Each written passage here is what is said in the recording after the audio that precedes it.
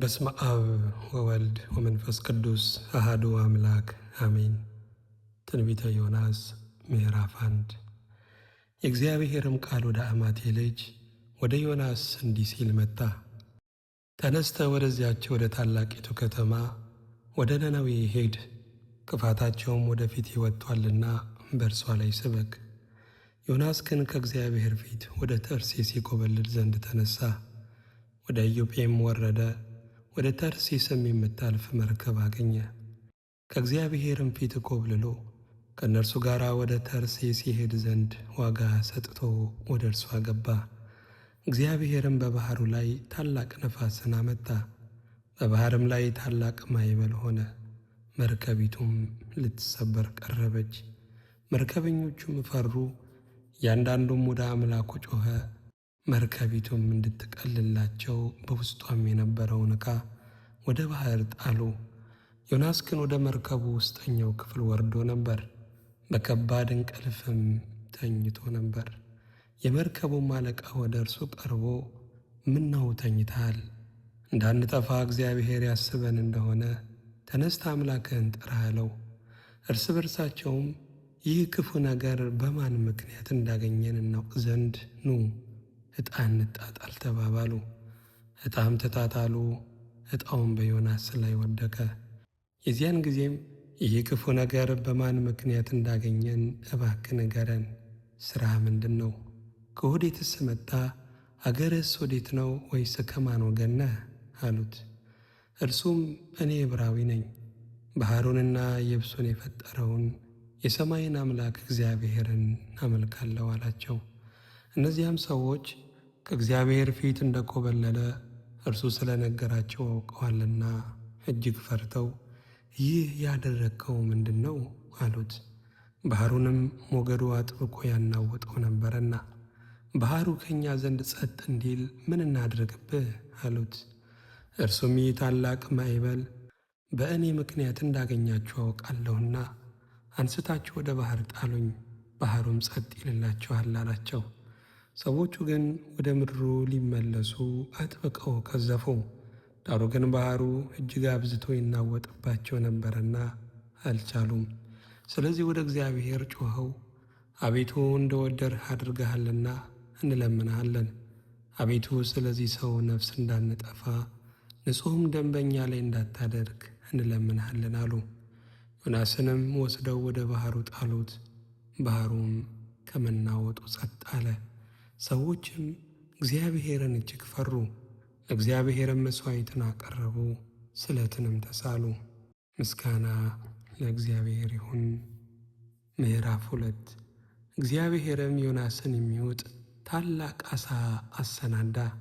ዮናስም 3 ቀንና 3 ሌሊት በዓሣው ሆድ ውስጥ ነበረ። ዮናስም በዓሣው ሆድ ውስጥም ሆኖ ወደ አምላኩ ወደ እግዚአብሔር ጸለየ፣ እንዲህም አለ። በመከራዬ ሳለሁ ወደ አምላኬ ወደ እግዚአብሔር ጮኽሁ፣ እርሱም ሰማኝ። በሲኦልም ሆድ ውስጥ ሆኜ ጮኽሁ፣ ቃሌንም አደመጥህ። ወደ ጥልቁ ወደ ባሕር ውስጥ ጣልኸኝ፣ ፈሳሾችም በዙሪያዬ ነበሩ። ማዕበልህና ሞገድህ ሁሉ በላይ ያለፈ። እኔም ከዓይን ፊት ተጣልሁ፣ ነገር ግን ወደ ቅዱስ መቅደስ ደግሞ እመለከታለሁ አልሁ። ውኆችም እስከ ነፍሴ ድረስ ከበቡኝ። ጥልቁ ባሕር በዙሪያዬ ነበረ። የባሕሩ ሣር በራሴ ተጠምጥሞ ነበረ። ወደ ተራሮች መሠረት ወረድሁ፣ በምድርና በመወርወሪያዎቿ ለዘላለም ተዘጋው። አንተ ግን አቤቱ አምላኬ ሕይወቴን ከጕድጓዱ አወጣ። ነፍሴ በዛለችብኝ ጊዜ እግዚአብሔርን አሰብሁት። ጸሎቴም ወደ አንተ ወደ ቅዱስ መቅደስ ገባች። ከንቱነትንና ሐሰትን የሚጠብቁ ምሕረታቸውን ትተዋል። እኔ ግን በምስጋና ቃል እሠዋልሃለሁ፣ የተሳልሁትንም እከፍላለሁ። ደህንነት ከእግዚአብሔር ዘንድ ነው። እግዚአብሔርም ዓሣውን አዘዘው፣ እርሱም ዮናስን በየብስ ላይ ተፋው። ምስጋና ለእግዚአብሔር ይሁን። የእግዚአብሔርም ቃል ሁለተኛ ወደ ዮናስ እንዲህ ሲል መጣ። ተነስተ ወደዚች ወደ ታላቂቱ ከተማ ወደ ነነዌ ሂድ፣ የምነግርህንም ስብከት ስበክላት አለው። ዮናስም ተነስቶ እንደ እግዚአብሔር ቃል ወደ ነነዌ ሄደ። ነነዌም የ3 ቀን መንገድ ያህል እጅግ ታላቅ ከተማ ነበረች። ዮናስም የ1 ቀን መንገድ ያህል ወደ ከተማይቱ ውስጥ ሊገባ ጀመረ። ጮኾም በ3 ቀን ውስጥ ነነዌ ትገለበጣለች አለ። የነነዌም ሰዎች እግዚአብሔርን አመኑ፣ ለጾም አዋጅ ነገሩ። ከታላቁም ጀምሮ እስከ ታናሹ ድረስ ማቅ ለበሱ። ወሬውም ወደ ነነዌ ንጉሥ ደረሰ። እርሱም ከዙፋኑ ተነስቶ መጎናጸፊያውን አወለቀ፣ ማቅም ለበሰ፣ በአመድም ላይም ተቀመጠ።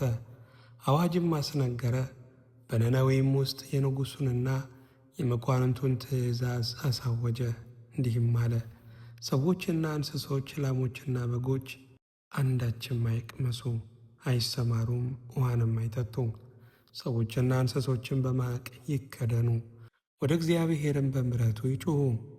ሰዎችም ሁሉ ከክፉ መንገዳቸውና በእጃቸው ካለው ግፍ ይመለሱ። እኛ እንዳንጠፋ እግዚአብሔር ተመልሶ ይጸጸት እንደሆነ ከጽኑ ቁጣውም ይመለስ እንደሆነ ማን ያውቃል?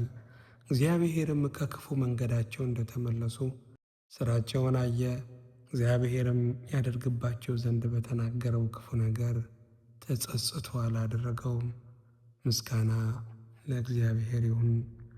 ይህም ዮናስን ከቶ ደስ አላሰኘውም። እርሱም ተቆጣ። ወደ እግዚአብሔርም ጸለየና አቤቱ እለምንሃለሁ፣ በሀገሬ ሳለሁ የተናገርሁት ይህ አልነበረምን? አንተ ቸርና ይቅር ባይ ታጋሽም ምሕረትህም የበዛ ከክፉ ነገርም የተነሳ የምትጸጸት አምላክ እንደሆነ አውቄ ነበረና፣ ስለዚህ ወደ ተርሴስ ለመኮብለል ፈጥኜ ነበር። አሁንም አቤቱ ከሕይወት ሞት ይሻለኛልና እባክህ ነፍሴን ከእኔ ውሰድ አለው። እግዚአብሔርም በውኑ ትቆጣ ዘንድ ይገባሃልን? አለው። ዮናስም ከከተማይቱ ወጣ፣ ከከተማይቱም በስተ ምሥራቅ በኩል ተቀመጠ።